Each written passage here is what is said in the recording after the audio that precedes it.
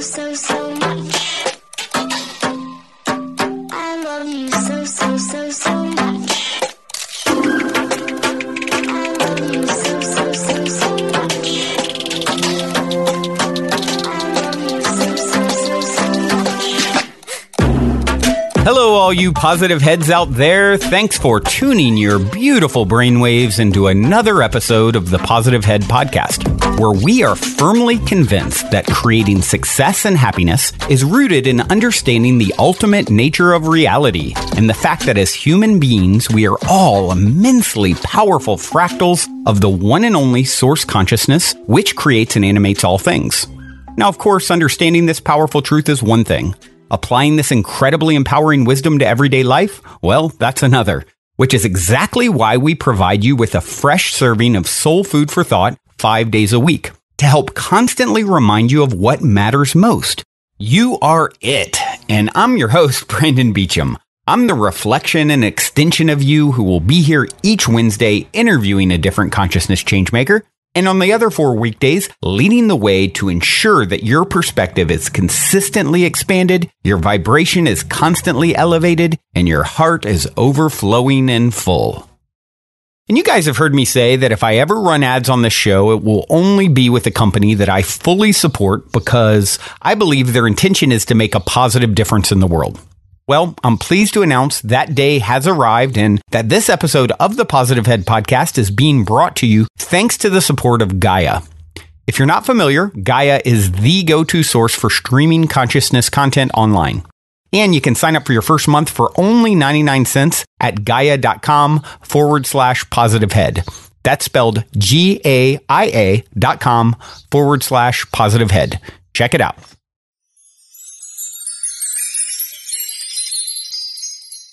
All right, all you positive heads. On this week's interview episode, I'm very excited to have Michelle Chalfant here with me on the show. Michelle is a truth seeker, holistic therapist, author, and host of the amazing Adult Chair podcast. Very happy to have you. Hello, Michelle. Welcome to the show. Hey, Brandon. Thank you so much for having me. Yeah, we've been talking about this for a while. It's been on the books here for a while. And I always love having other podcast hosts because, well, you know the drill so well. It's really easy, fluid to talk. I get the chance to just sit back and do my very best to let someone else have the mic as much as possible until I get really, really excited. And I sometimes talk over people. I've had a few people like, Brandon, you talk over people too much. And I'm like, I'm sorry, I get excited, So I'll try my best not to do that. And this is all about you and what you're up to and all the magical, wonderful things you're creating in the world. I would like to start with the same question I always open with. My listeners know I'm predictable where this is concerned, and it just gives us a real good idea of where you're coming from. And the question is, you're in an elevator, you got 10 floors to answer. The guy next to you looks over, says, "What's your passion?" What do you say? Truth, without a doubt. All right. I have been a speaker. I am a speaker, but I've been a seeker my whole life, and I've been turning under. Hold on, let me start over. I have been looking under rocks and finding mentors and teachers and you name it in order to find truth. And that is something that has been my whole life. So yes, I would say truth is my answer. Mm-hmm. I have a sweatshirt from many, many years ago. I've had it over 10 years and it's all torn up and raggedy and it says truth seeker on it. So I definitely relate to that. And I always say, it's all about just turning over rocks. That's our job, is to just follow our intuition, follow our nose, follow our heart and turn over rocks without expectation and see, what pops out. And of course, there's going to be some that have a super secret, wonderful Easter egg there waiting for us. And, that's really all we have to do. Definitely. I think that I was just going to say something that you said, which is follow your heart.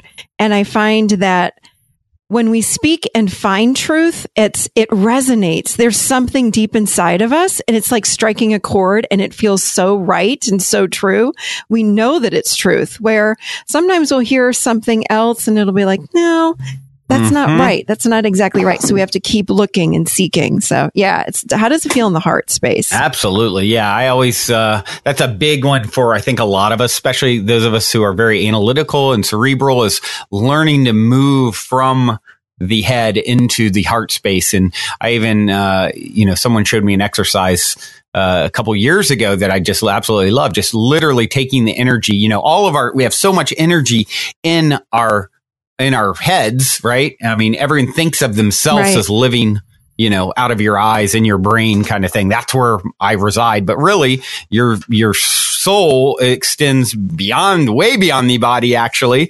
And the heart is really meant to be the driver's seat, I believe. And so focusing on, and we're going to talk about guided meditations that you do, and maybe you even already have something. If not, you should consider it, moving, taking and really moving the energy from your head into your heart space. And I was doing that, at the urging of someone. And I was like, wow, this is really powerful. How much different it feels almost, and just more natural to have your center of gravity, if you will, of your being in that heart space, as opposed to always up in the higher, head region.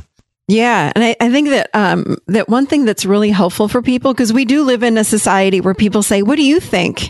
We don't hear, how does that make you feel? Or can you help me feel this? And I don't remember how long I wasn't living here. It had to be 15 some years ago. I remember learning from a teacher, start asking the question, how does it feel? So now I've gotten in this, it's just the way that I speak with my friends. I'll say, can you feel something for me? Not, what do you think about this? And I'm asking them to run an idea that I have through their mind, and then tuning into the heart. And does the heart expand or contract? And oh my God, I mean, our heart and our inner being are the internal GPS that we all have, but we go to the mind so quickly. And we get confused, where if you go to your heart, it's like, do you expand or do you contract? I love that. And then you know what the next step is if you're in an expansion. I'm so borrowing that. Yeah, it's just that is such a great, can you feel this for me? What a wonderful, it makes me think of another one of my friends I had on recently, Connor. He always says, talks about, and I think of a couple of people I've had on, actually, Savan Bomar, a friend of mine as well. They always use, talking about understanding, instead of understanding. And it kind of makes me think of that. Yeah. So, well, let's, we have to drop what I call below the chin. People live chin up, and I always say you got to drop chin down, and people don't know how to do that. They go, I like that. You've already hit me with a couple of really good sayings and thoughts. I'm all about I absolutely just love using words in a different way, and it seems like that's part of your. I think our paths are very, very similar in many ways. So I look forward to all the golden nuggets that you're going to sprinkle throughout the show today. Let's start though at the beginning and tell us a little bit about your story, your background. Oh boy. Okay. My life well, you can general, you can leave out a few details, but How long do we have here? I honestly have been somebody that's been a seeker of truth. Like I said, my whole life, I don't remember a time when I wasn't asking a million questions to everybody. And I was telling you earlier, I was born and raised Catholic in Catholic school. And I remember going to my priest saying, I don't understand this. You need to explain this. You need to explain that. It doesn't make sense to me. And because of that, in my growing up years, it really pushed me into going deeper inside of myself and learning more about what is truth. So now I would consider myself much more, or not a religious person, but a very spiritual person. But also growing up with, a typical, I should say not typical, but a dysfunctional family. I don't know of anyone that has a functional family, like a perfect, it's happy, just a matter of to what home, degree, right? What degree is the dysfunction is really the question. Exactly. So I grew up, with alcoholism and I grew up, I'm Italian. So I grew up up in Rochester, New York. And, we were very close to the family. Like everybody, I was raised not just by my parents, it was aunts, uncles, grandmother, it was all together. So alcoholism, there was codependency, enmeshment, all kinds of fun things. So because of that, again, because I'm a seeker and always trying to find resolve and help and find truth, it pushed me into a master's in counseling and going on to get my license. But all the while in my parallel life, always seeking truth and becoming more and more spiritual. And again, finding out what is that voice inside of me. So all these years later now, I have really taken all that I've learned over all these years. And now I have a practice, and I would call it a very eclectic, holistic kind of practice or integrative practice. I am a therapist, but a very integrative kind of therapist. I really am holistic. I use some grounded, traditional techniques, but very intertwined with some energy medicine, meditation, even sometimes chakra work. Once in a great while, I'll use energy medicine, which I used to use a lot more in my many years ago. But if someone needs it, I pull it out of my pocket and we do it, kind of thing. So, so now I have a private practice, and I've developed this model called the Adult Chair, and it is a way to help people get into the healthiest, highest version of themselves.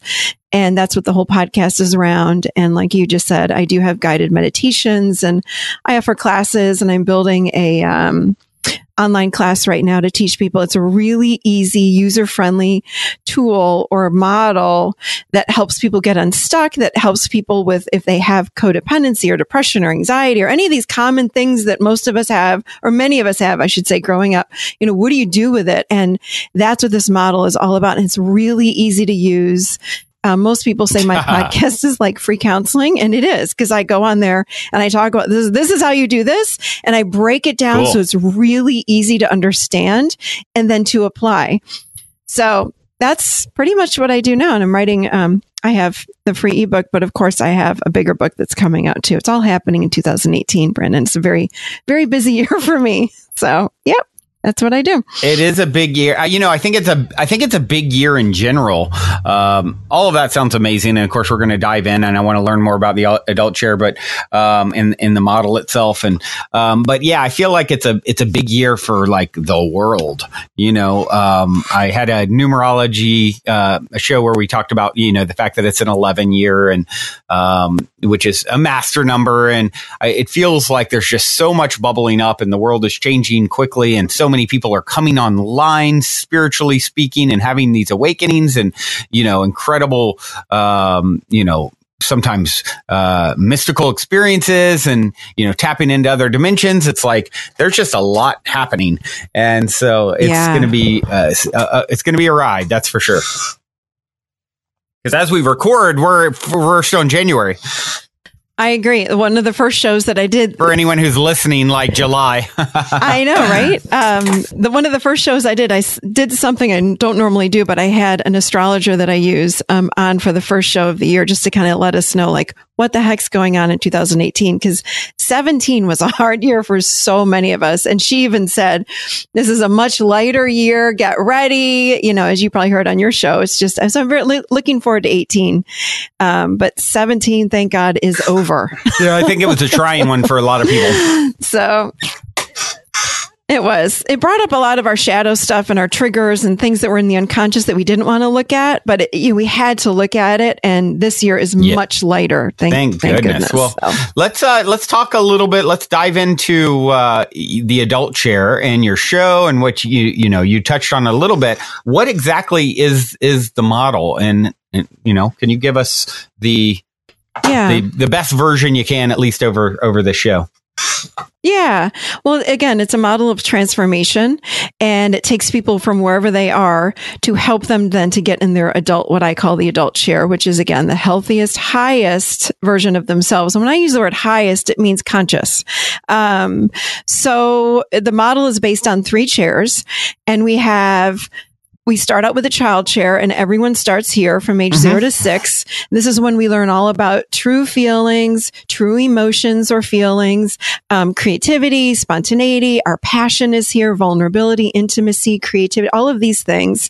Fun sits in that chair.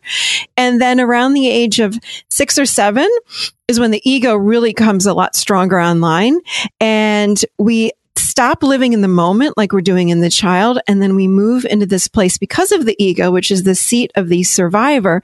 This next phase called the adolescent phase, the adolescent chair, is all about living in the past or the future. It can't live in the moment. It's too unsafe. So it's got to always be on the lookout for what's coming in front of me and what's coming, and what's in my past. So this is where we learn to make up all kinds of stories and assumptions. And I'm sure you know this, but stories and assumptions are typically 97% of the time not true, or they don't come true.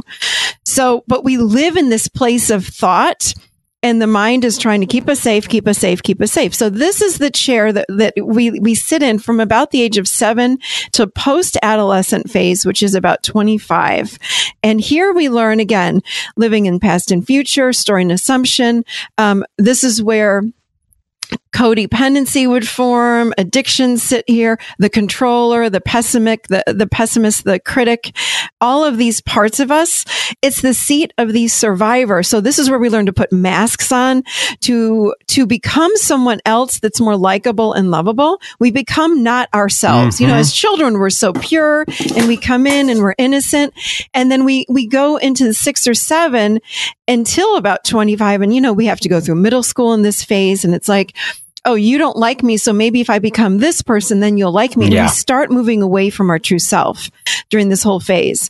And then around 25, this is when the prefrontal cortex is much more online. Parts of the brain are more developed. But in addition to that, more consciousness is able to come in. And if we had parents that were able to model for us how we live in this healthy version of ourselves, then we quite naturally become a really beautiful balance of, again, what happens in the child. So it's like all the emotions and feelings, as well as we become not living in the masks of this adolescent phase, but we become aware of them. So we're stepping out from this conscious space and looking at what's happening.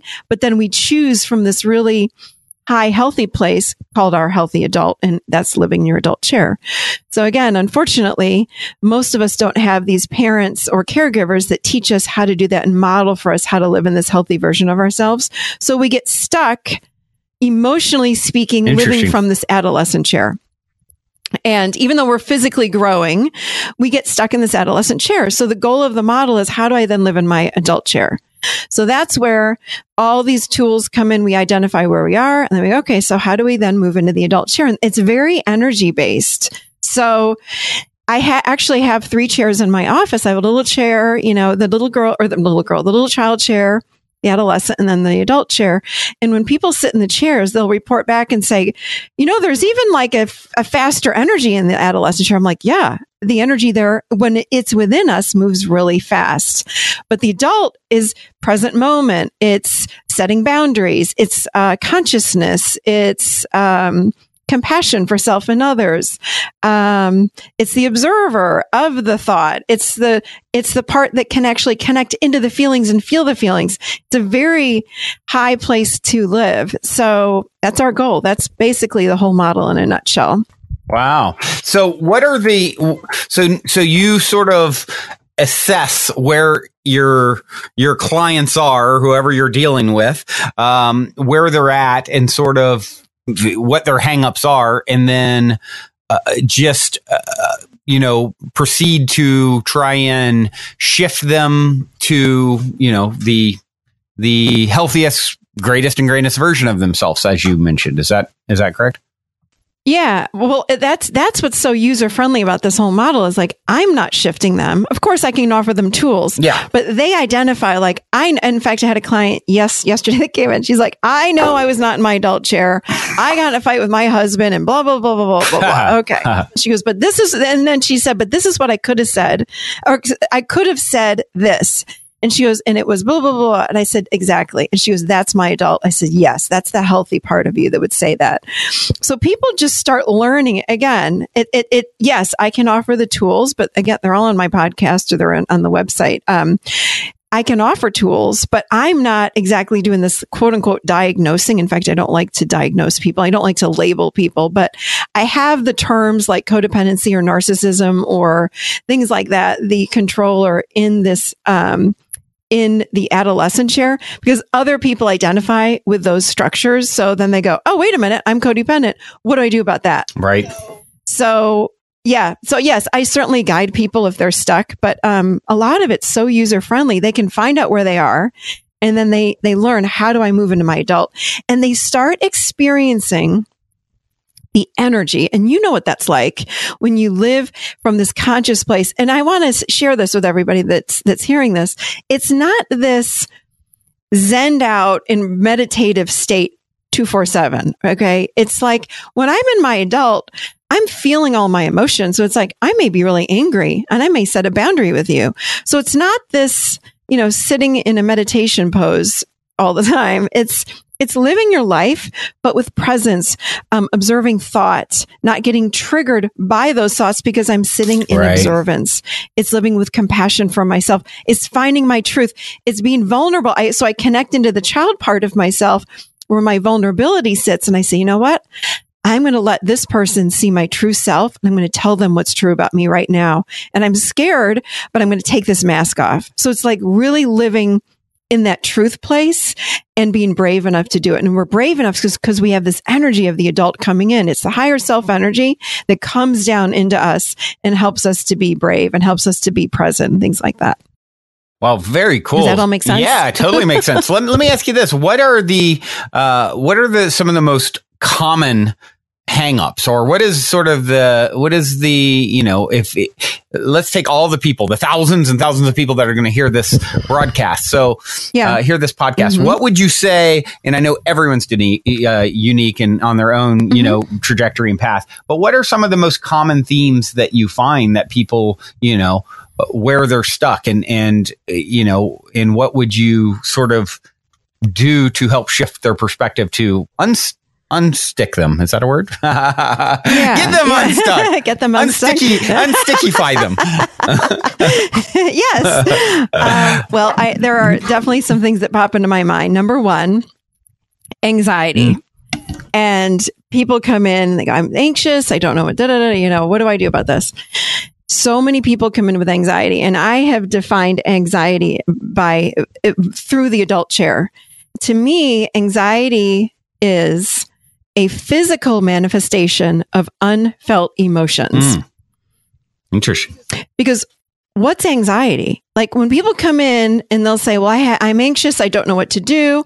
Can you give me something? Can you give me an idea? And I say, yeah, let's first understand what anxiety is. So if we have 3 chairs in front of us, I demo this in the chairs and I'll say, so this little kid part of you who's like 0 to 6 is having all this emotion come through them.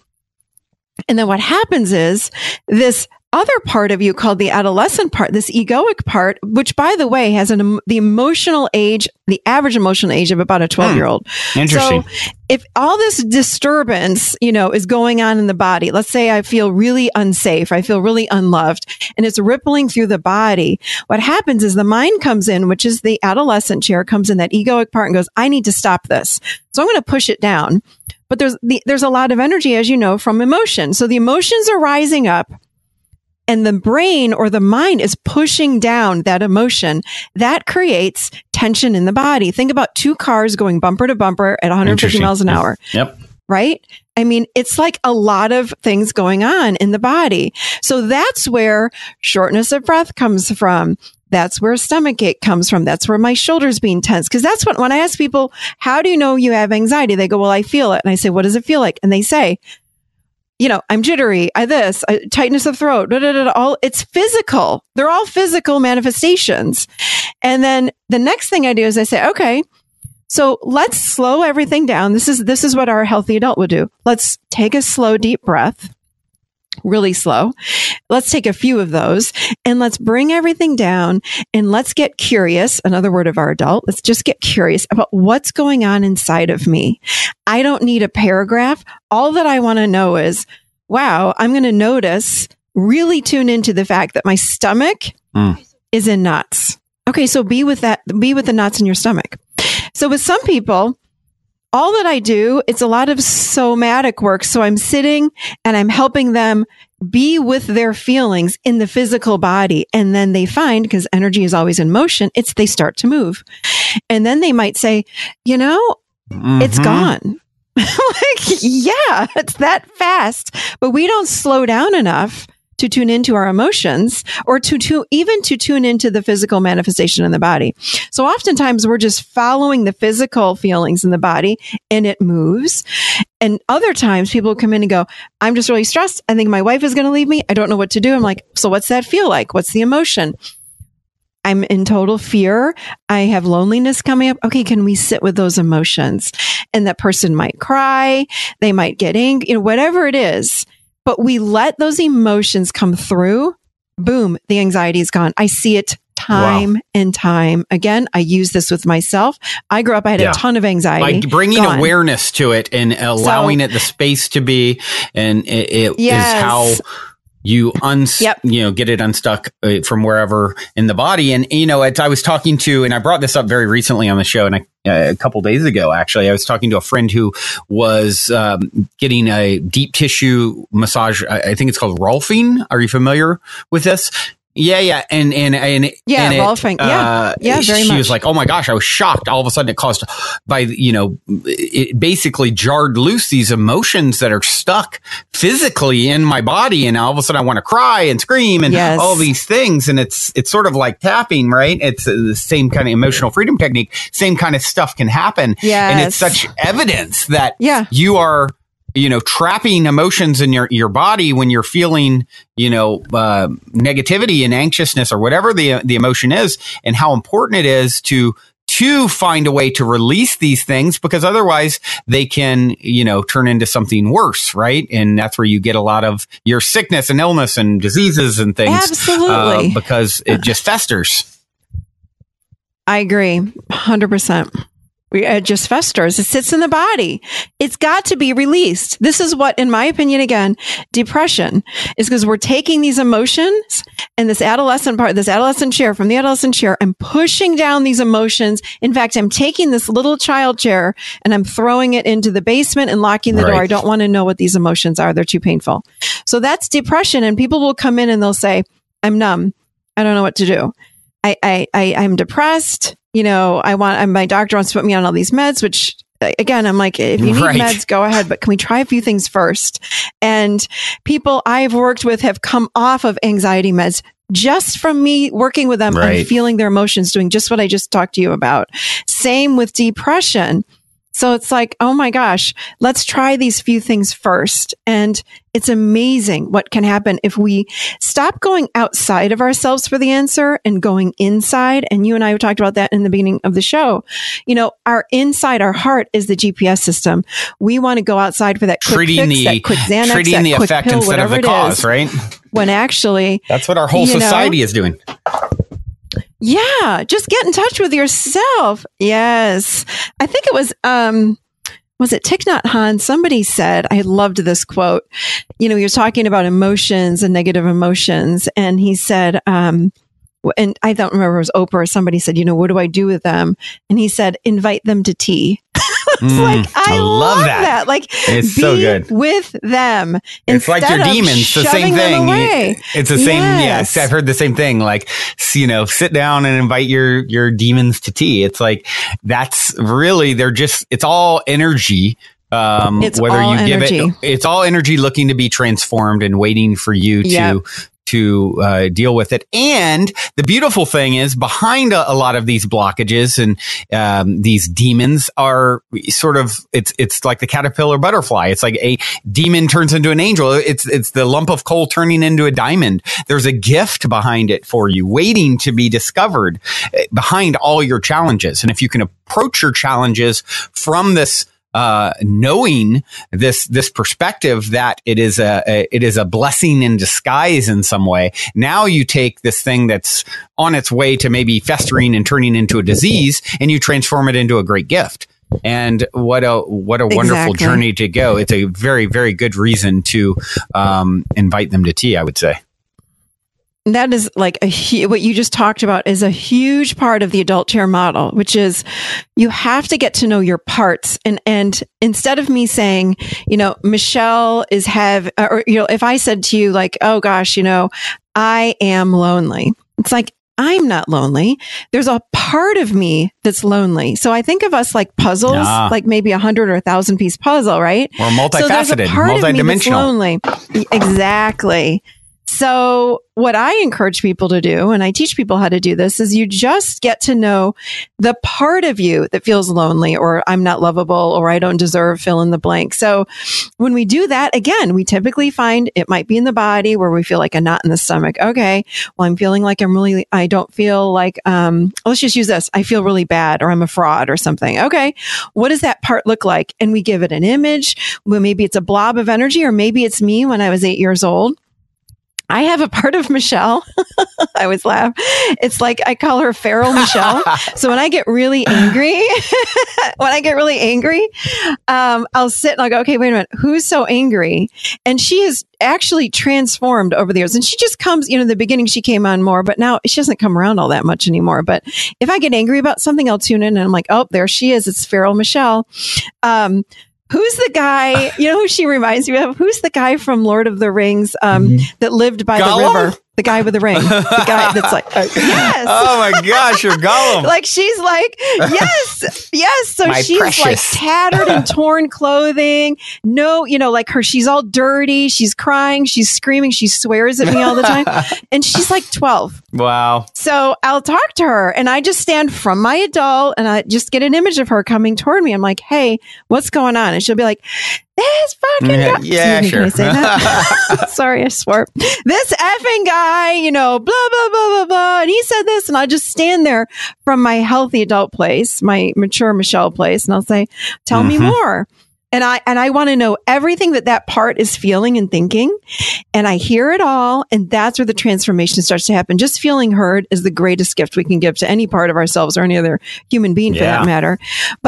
And then I'll turn to that part and I go, thank you so much. But I just want you to know I really love you. I really, really love you. And then right in front of my eyes, that part starts to transform every single time. Yeah, it makes me think of a friend, a good friend of mine who, and I brought this up recently on the show, who was talking to me and we were, having some conversation just about our journeys to healing and self-healing and the journey that she's on. And she's like, yeah, I have all of a sudden have visions out of nowhere of me, like just stabbing myself repeatedly. That's a pretty extreme visual image. Yes. What would you say to someone who's having something like that intense come up? How would you sort of, coach that, counsel that? Yeah. So I would get in touch with that part. Okay. And oftentimes too, remember, it might not even be from our own consciousness, but part of that collective consciousness. But either way, no matter what, I get in touch with that part because I want to transform it because we're all light beings underneath this whole illusion. So I will sit and I'll look at that part that might be wanting to stab me and I'll say, hey, what's going on? Like, I'm here for you. And I'm holding what I call my adult stance. I'm like just very in my adult. I'm very present. And that part, again, will be so mad. And the greatest thing that I see that can transform these parts is when I look at it, I'll either say, it's time for you to go. And I'll see a light come down in through the room and I just put it in the light, or I tell it I love it. And then I put it in the light. But either way, it transforms. Everything is energy. Even thought is all energy, as you know. So I want to transform it. And I don't want it part of my field if it's in this negative energy, right? So I just transform it. So I'll get to know it. I talk to it. I tell it I'm here. I liken these parts I liken the adult chair to when we check in with our parts. Think about yourself being like the greatest CEO to the most awesome company and you're doing a Monday morning meeting. So you sit down as the CEO, that's the adult, and you're listening to all these employees around this table. Let's say there's 20 or 10 or however many employees that are showing up that day. And you're just checking in going, hey, what do you have going on? And they might go, well, I'm really mad at so-and-so and blah, blah, blah. And as a CEO, you don't buy into it, right? You go, thank you. Thank you for sharing. Who's next? Thank you for sharing. Who's next? Thank you for sharing. And in the end, you go, Thank you all for sharing. So these are all voices and parts. Typically, sometimes they're from the child, but typically they're coming from this adolescent part of us. It's the masks. It's these fragmented parts off. So we want to sit, connect into those parts, thank them because they're trying to protect us. Let's face it. They're here to serve a purpose. But then from my adult, I'll say, I'm going to choose now what to do, but I appreciate you all watching out for me. Thank you so much. And the meeting's adjourned. It's done.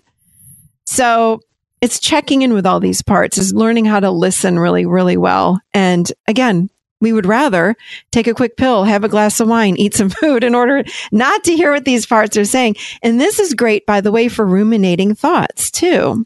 Mm-hmm. People that have ruminating thoughts, get in touch with those. What's the feeling? What's the emotion underneath those thoughts? So that was a very long answer to your question. No, that's what I wanted. And bringing, would you say not in addition to listening, also bringing love to the that part of yourself and saying, I hear you, I love you,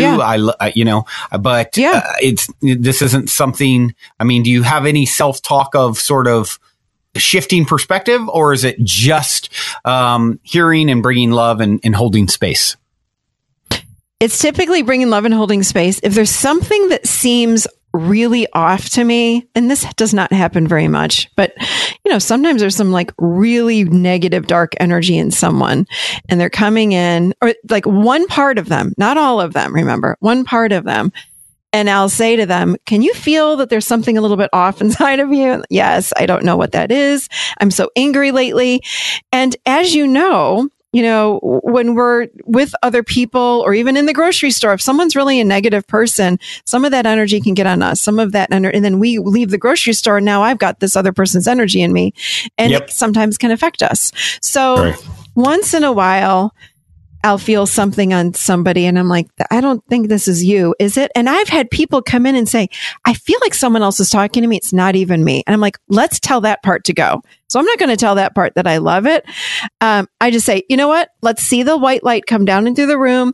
Tell that part it's got to go because you're in charge. Let it know it's got to go. So, but most of the time I am saying, let's just, even my little feral Michelle, I'm like, I'll just sit there and sometimes I want to giggle because now it makes me laugh because she's so angry. I really love you. And they start, I remember one time I did it and I just, with little feral Michelle, I just kept saying, I love you. I really love you. And I thank you. And I love you. She morphed from a 12-year-old feral Michelle to this little girl who was 4 years old dressed in a little Easter Sunday dress. Aww. Like she was so cute. Aww. I'm like, wow. Like that's who's underneath all that protection. It's just a mask. Right. So when you tell the mask that you love it, it melts and it transforms. Oh, that's beautiful. So yeah, so cute. All right. Well, now seems like a good time to tell those of you who aren't familiar a bit about our sponsor, Gaia. I've been a big fan of Gaia for many years now, which is why they're the only content provider I have ever reached out to in regards to potentially supporting the Positive Head podcast.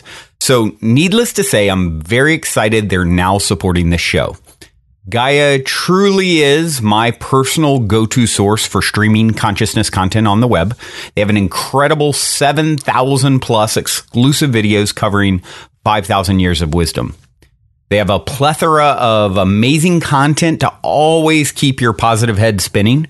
For example, in the brand new series Beyond the Legend, best-selling author of Chariot of the Gods, Eric von Daniken, takes us beyond the myths and legends that have shaped our view of history to present an alternate view of historical events, megalithic structures, and archaeological discoveries.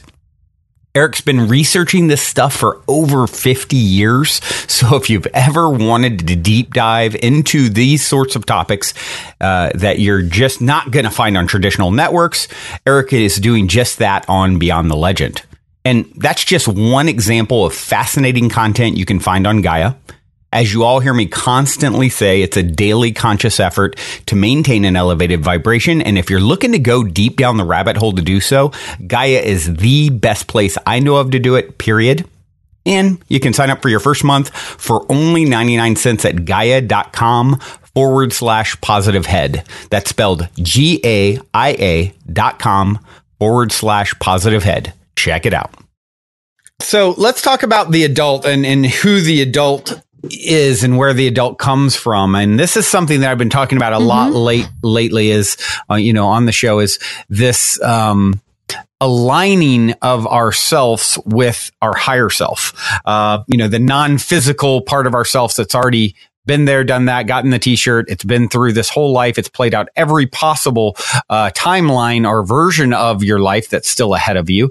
It's done, it's already on the other end of other lives for that matter. And it's sort of like in some sense, it's a future you. Of course, then you get into the idea of there being no time, and it's really just, you on another channel, if you will. And the way I see it is as we move more in line with this expanded version of ourselves, maybe is the best way to put it, and align with the way it views the world and it sees situations and it deals with situations, the more our life unfolds in a way that is pleasing to us.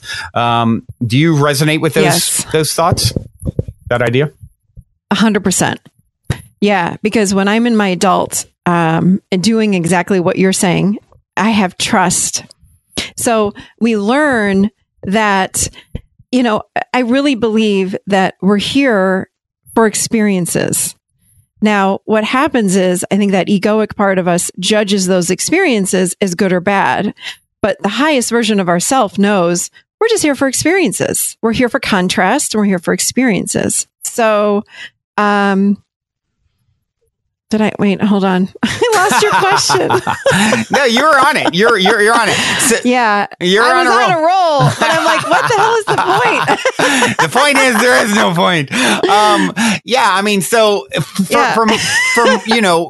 from the way I feel about it is like, as we sort of bring these perspectives that the higher self has on all situations, the more it's like flowing through us, and the more it's like, our job is to kind of do this dance with our little human self and our higher self, our expanded self. And, the more we think and view from the perspective of higher self, the more it's flowing through us, the channel is opening up, and things, even though there may be turbulence on the ride, it's sort of like you become the eye of the storm, right? The calm, peaceful center that no matter what's happening, you see things from a perspective that give it, a silver lining, right? And meaning. Yes. Well, the trust. I remember what I was going to say now. Yes. I knew if I rambled long enough, you'd find it again. Yeah. I'm here for you. I'm here for you, Michelle. Rambling. That was good. I'm good at this rambling thing. It turns out. Thank you.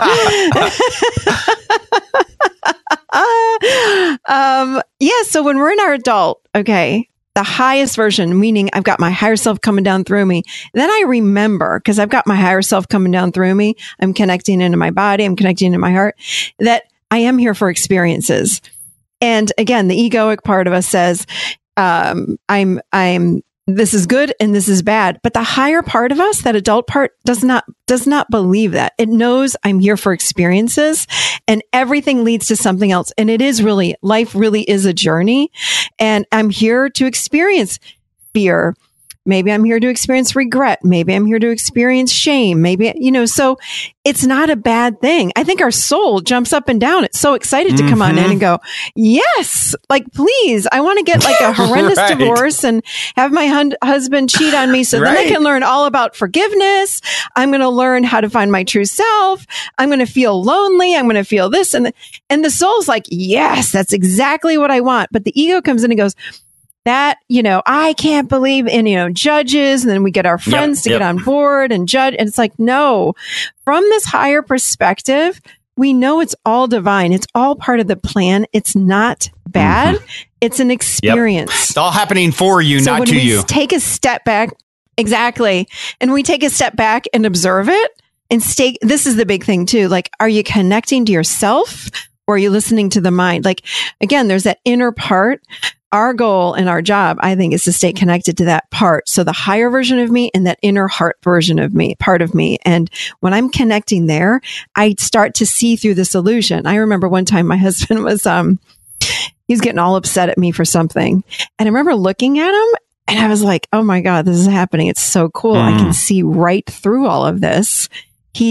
Feels to me, his energy feels like he's 5 years old and he was in his 40s. Okay. And I said, he feels like he's 5. And I'm thinking all this. I'm not saying it out loud, of course. But he's like, you didn't do this and blah, blah. And I'm like, wow, he's like 5. That's so cool. Look he's so triggered and he doesn't even see it. Oh, wow. Look, now he's projecting on me.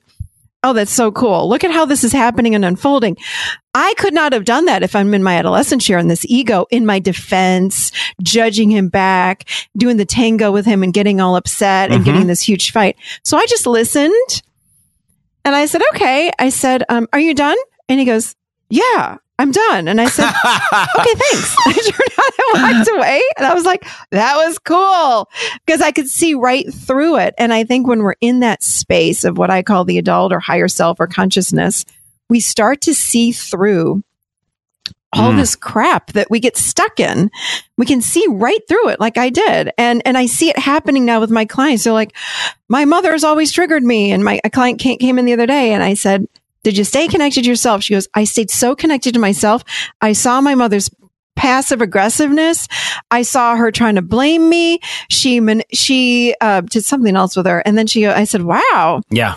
She said, it didn't bother me a bit. Yeah. Yeah. It's I powerful. said, well, there you go. You're in your adult. It's powerful. So, and this is one that has it been, changes the game. Honestly, the most challenging for me because, I am such a energized, passionate person.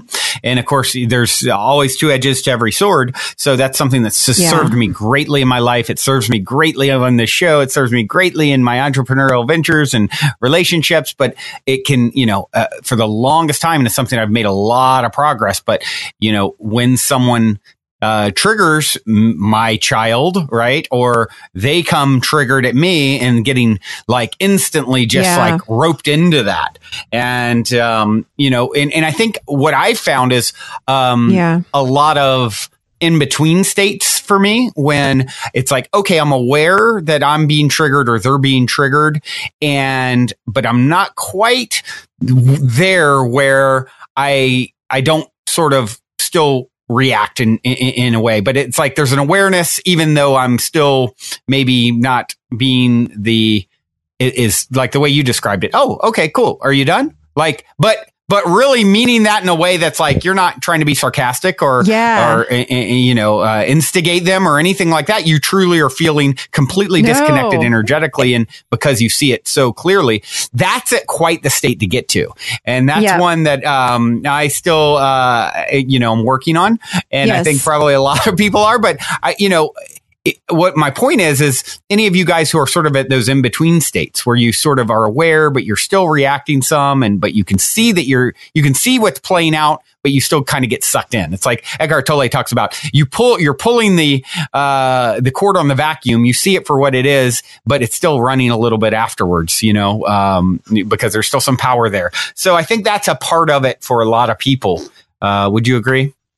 I do. And you're bringing up something that I love to talk about, which is shadow work. And that's all that it is. I mean, a trigger is just someone else reflecting back to us something unconscious, a belief that's unconscious within us that we don't want to look at. So I remember learning triggers, or learning about the shadows. And, Carl Jung talks all about this, but Debbie Ford was one of my great teachers teaching this, but she, when we get triggered, it's like, oh, I started getting excited. I'm like, cool. Another unconscious part of me now that I'm able to find out about, because otherwise they stay hidden. So when I started getting triggered, I was like, okay, not that it feels comfortable, by the way, because I found things like, I'm unlovable, I'm bad, I don't matter. All of these things started coming out. But when we can look at them and really sit with them and again, invite them to tea and be with these parts and go, oh my gosh, I really love you, little Michelle, that feels so bad or that feels unlovable or whatever it is. And gosh, all of a sudden that part of us is exposed. And then what do you know? The trigger is not there. either we're less triggered or it's just not there. Now, like when I get, now when I get lonely used to just demolish me. Like I would be like, oh, I moved away from all my family living here. I don't like living here. I want to move back closer to my family. So when I first moved here, lonely would come in and I'd be like, oh my God, I can't even function. Now when my lonely comes in, which is infrequently, I go, oh, there it is. Hi, lonely. Oh, it's just here. It's temporary. Right. It's coming for a visit. You're stopping by. Doesn't throw me anymore. It's like, oh, okay, done. It's such a powerful way to frame it. When oh, lonely stopping by. Hey, lonely, how are you, old friend? Good to see you. Sending you love. It's just a wonderful way to frame it when you really start to understand that you are this multi-layered, multi-dimensional being with all these different facets and puzzle pieces, as you said. And it doesn't mean you've got to crumble to the floor and say, oh, this is who and what I am fully. And this is all that I am. And I am nothing more than loneliness 110%. It's like, no, you're not. That's, that's a part of yourself that's coming up for love and healing, right? Exactly. It's coming up for love and healing. It doesn't know it's bad. But when we buy into it. And from the highest perspective, it really isn't even bad. Like you said, when you're really viewing things from the higher self, it's like that's the contrast that, you wanted to experience. And I love the way you put that too. The soul is jumping up and down. Yes, here's a fearful situation for me to deal with. Yes, here's something traumatic for me to go through so I can come out the other side and be the phoenix rising from the ashes. And, the hero's journeys, that I wanted to take as a soul. Did you ever read, this is a book that I actually have in my office. I give it out to clients over the years because I love it. It's Neil Donald Walsh's book. It's the children's book called The Little Soul in the Sun. I always say on the show, I've said it on the show probably a dozen times, that's my all-time favorite book. Yep, totally. It just for adults, children, anyone. Yes. Oh, I hand it out like a library book in my office. I go, I want you to go home and read this. That's so funny. Well, why? I'm so mad at so-and-so. So I'm like, yeah, go home and read this. And they come back and they're like, oh my God, my whole world is tilted. I'm like, yeah. So, having talked about this so many times on the show, actually, Michelle, would you care to give people a summary of what the message is in the book? Oh, yeah.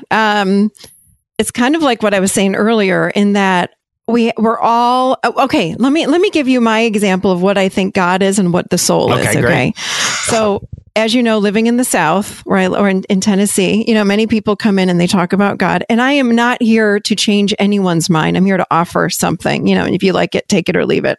But many people come in and the way they talk about God, it's like Santa Claus sitting on a throne up in heaven on a cloud. I'm like, let me tell you this is what I believe God to be, right? God is an unconditionally loving energy. And God is like the ocean, and we are like individual waves as souls in that ocean. So we're not ever separated from God, but we're a small part of God that comes down in these bodies. So when we think about that book, Neil Donald Walsh did such a beautiful job. He shows souls as all these little candles of light. And then he shows them making agreements before they're born to come in and say, okay, I'm going to be your brother. And I'm going to, he doesn't say this, I don't remember the exact dialogue that these little kids have, but they're cute. They have like a trunk of clothing and they're going through and they're like, okay, I'll be the brother and you be the sister. Right. And, maybe the brother says, I'm going to be a drug addict. He doesn't say this in the book, but this is my example. And the sister says, okay. And you're going to make mom and dad really mad. He goes, yeah, I'll do that. And then you guys get to learn forgiveness. I'm going to leave the family and, you're going to do this. And the little sister's like, okay. So that's basically what that little dialogue is in the book. And then they show these little kids. I think at the end, they show them coming down into bodies or into the same family. So that's what the whole book is basically about, is that these souls pre-plan, pre-write what the big things, not day-to-day life, like what you're having for lunch, but I want to come in. I really need to experience regret, or I need to experience forgiveness. So can you show up and be my so-and-so and really, screw me over so then I can feel I'm going to have to forgive you. And they'll say, okay, I'm doing it for you. But don't forget, that was the one thing in the book. The little boy says something like, don't forget that I love you so much and I'm doing this for you. And that's the problem. We step down in here into the illusion and we forget, because of that veil, we forget that people are here to help us and they're doing it for us. Yep. And he says, and I will have, in the instance of giving something to forgive, right? The soul wants to experience forgiveness.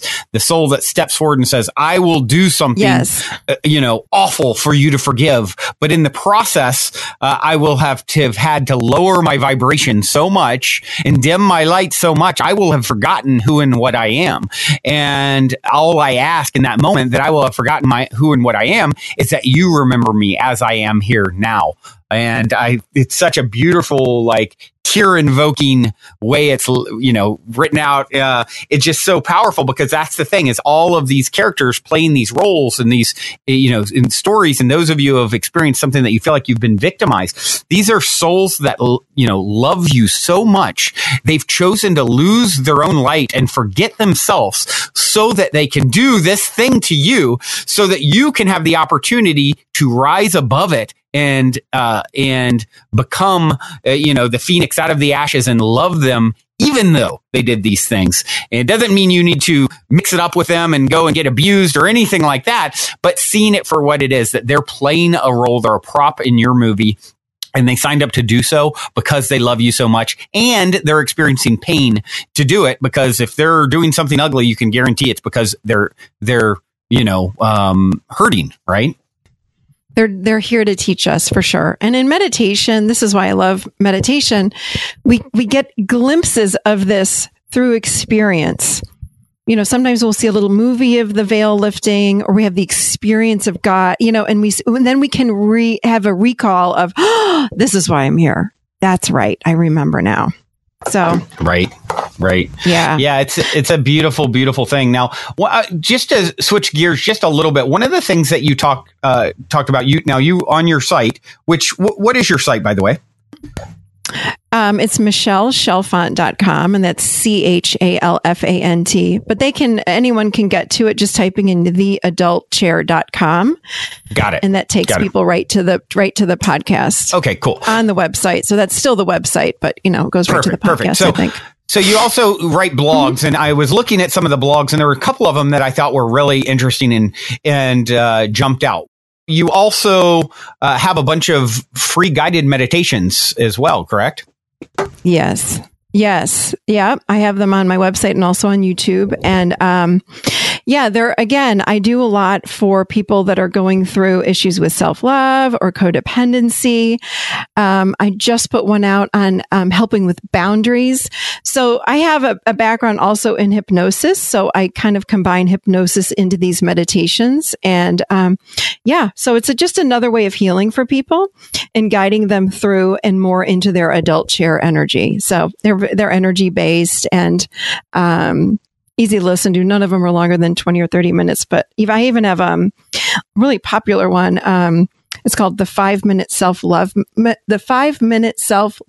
meditation. It's one of the most popular ones on there. So lots of good stuff. Oh, cool. I love that. I'm going to have to try that one out myself. I always say self-love is the number one thing that all of us are here to learn. That's like the top of everyone's list. We have these varied paths, but I feel like that is sort of a consistent across the board with humanity.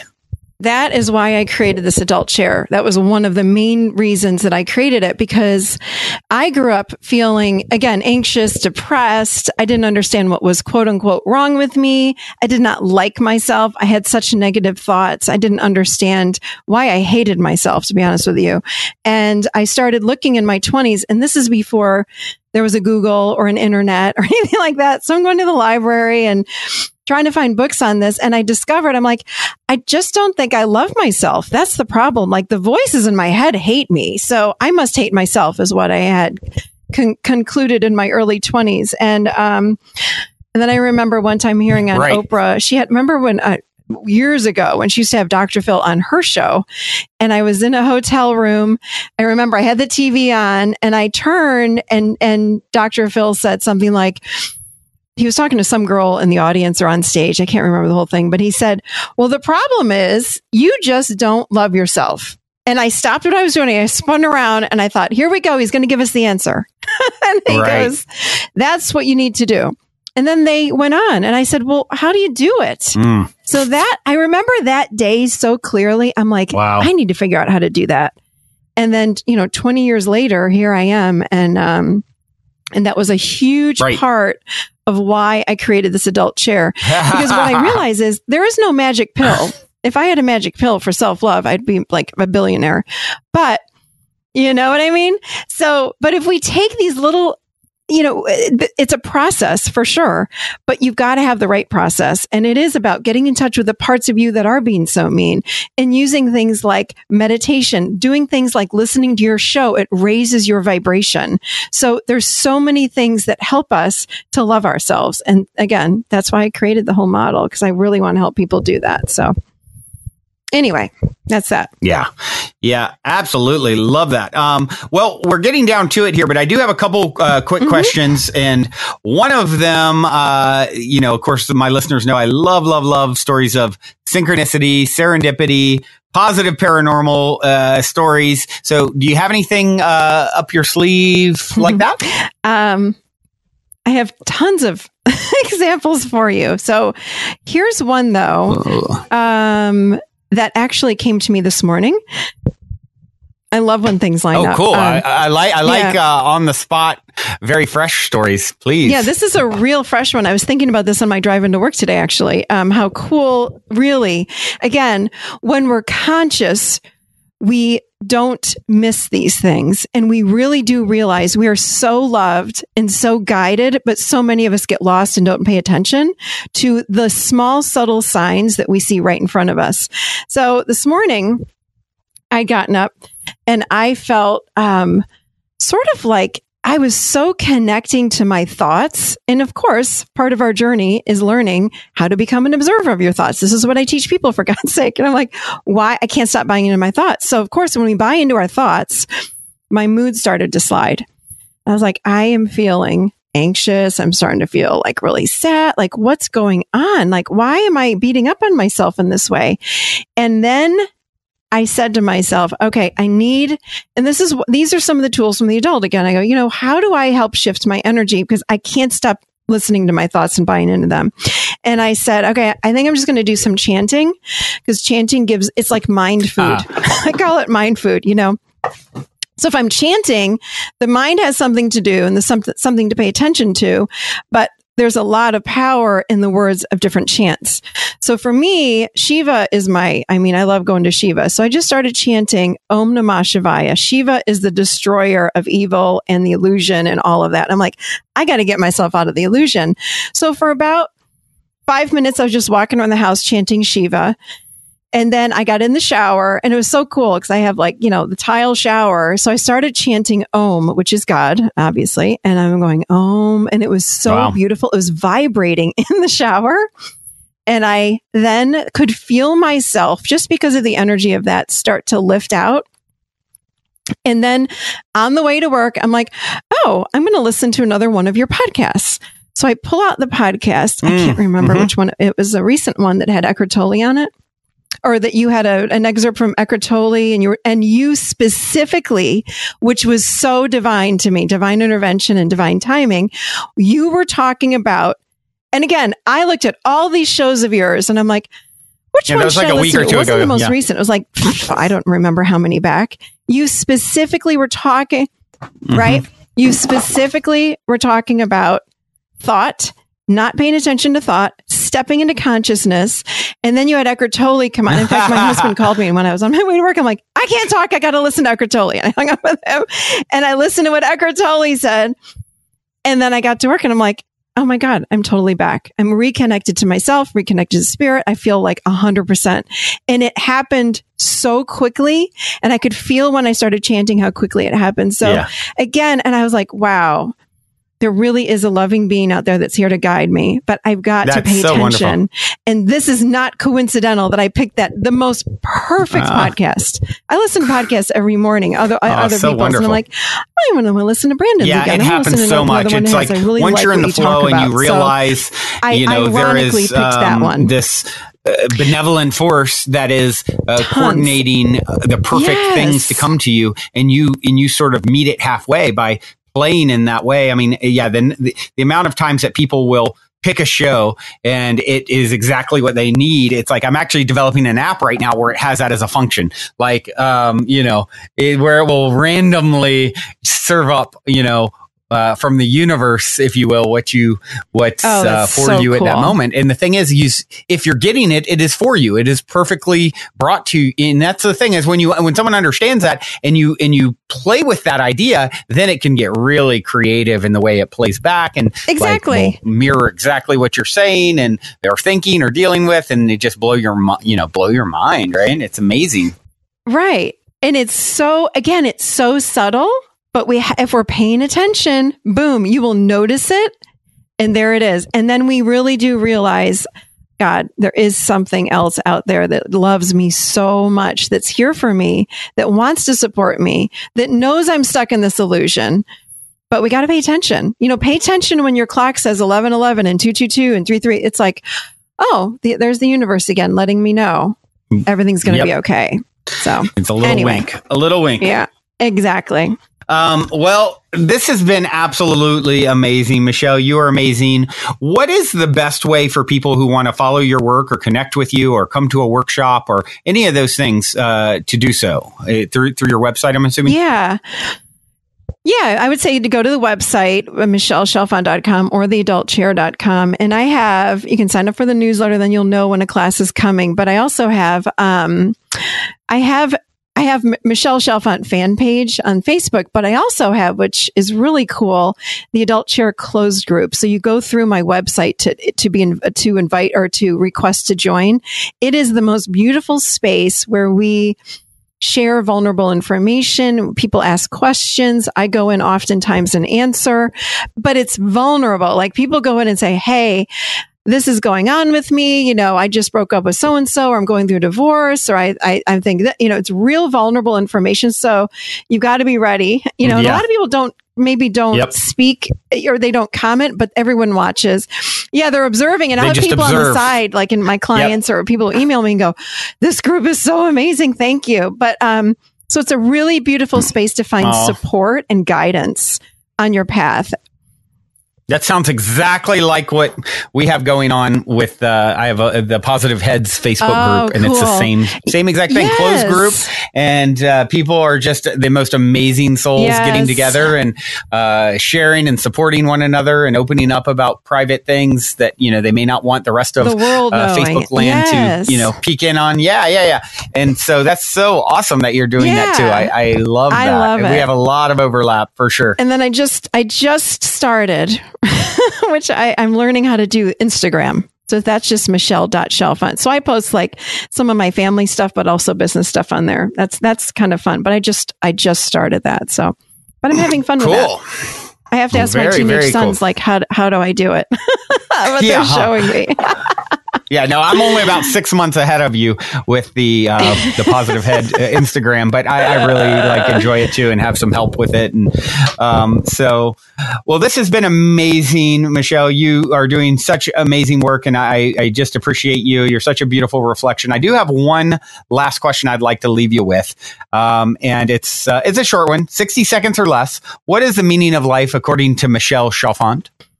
Oh my God. What is the meaning of life? Oh, I already said it. It's experience. That's it.